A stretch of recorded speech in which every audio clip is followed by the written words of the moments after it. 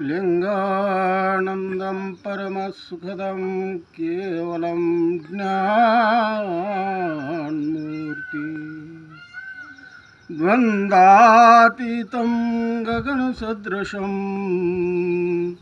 तत्त्वमस्यादिलक्ष्यम् एकं नित्यं विमलमचलं सर्वधी साक्ष्यभूतम्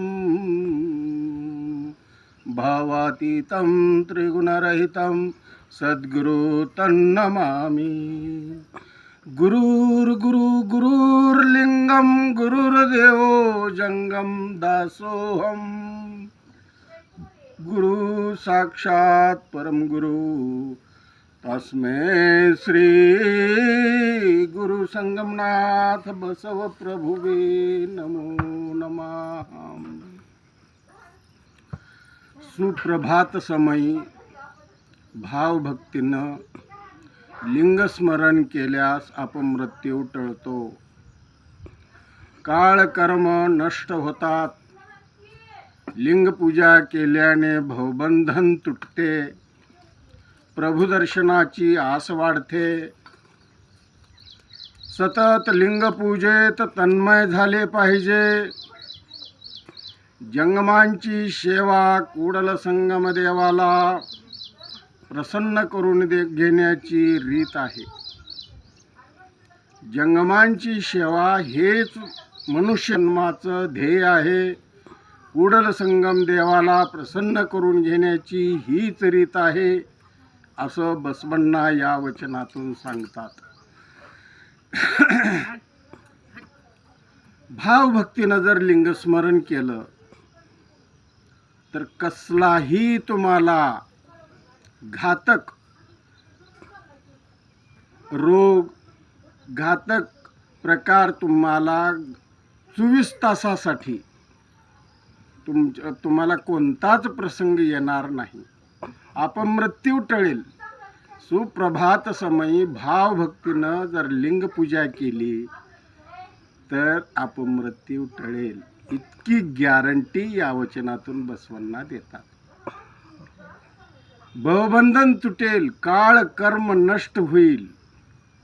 लिंगपूजा केल्याने प्रभुदर्शनाची भावभक्ती वाढेल। भक्ती ही विकत मिळत नसते। भक्ती भावभक्तीनं जर सुप्रभात समयी सूर्योदयापूर्वी जर लिंगपूजा केली तर भावभक्तीचा अंतकरणात ओलावा वाढतो, भावभक्ती वाढते, प्रभुदर्शनाची आस वाढते, प्रभूचं साक्षात्कार होतो आणि प्रभुदर्शनाची बद्दल प्रेम वाढतं असं बसवण्णा या वचनातून म्हणतात। म्हणून सुप्रभात समयी भावभक्तीनं लिंगपूजा करावं आणि आपल्या कामाला लागावं। कोणताही तुम्हाला आजार किंवा अपघात होऊ शकणार नाही याची गॅरंटी या वचनातून बसवण्णा देतात। तर ही साधना आजचं फळ आजच देणारी साधना आहे, पण याची रीत अनुभवी शरणाकडून समजून घेतली पाहिजे। याचं प्रॅक्टिकल करण्याची अनुभवी शरणाकडून याची माहिती घेतली पाहिजे।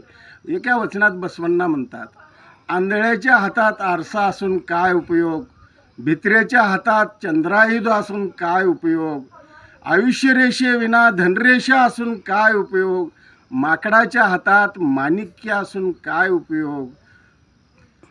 कूडल संगम देवा शिवभक्ती समजून घेतल्याशिवाय, शरणांच्या संगतीत राहिल्याशिवाय हाती लिंगदेव असून काय उपयोग। शरणांचा संग केला पाहिजे, शरणांकडून लिंगपूजेची रीत समजून घेतली पाहिजे, शिवभक्तीचं रहस्य समजून घेतलं पाहिजे। शिवभक्ती किती व्यापक आहे, किती या विश्वाचं, या संपूर्ण सृष्टीचं शिवभक्ती हे बीज आहे। शिवभक्ती विना केले जे सत्कर्म तरी ते दुष्कर्म होई पहा। शिवपाठामध्ये शिवदास माऊली म्हणतात, शिवभक्तीविन कसलंही जर तुम्ही सत्कर्म केलो तर ते सत्कर्म होऊ शकत नाही. दक्ष प्रजापती यज्ञ करू गेला, शिरच्छेद झाला तयाचा की. हा असला हा विश्वाचा राजा असलेला दक्ष, त्याची काय गत झाली असं शिवदास माऊली शिवपाठातून देखील आपणाला उपदेश करतात. म्हणून शिवभक्ती आणि इष्टलिंग पूजा हे मानवतेचं ब्रीद आहे, मानवतेची भूषण आहे, असं या वचनातून बसवण्णा आणि शिवदास माऊलीचं आपण चिंतन केलं. ओम श्री गुरु बसवलिंगाय नमः. ओम श्री गुरु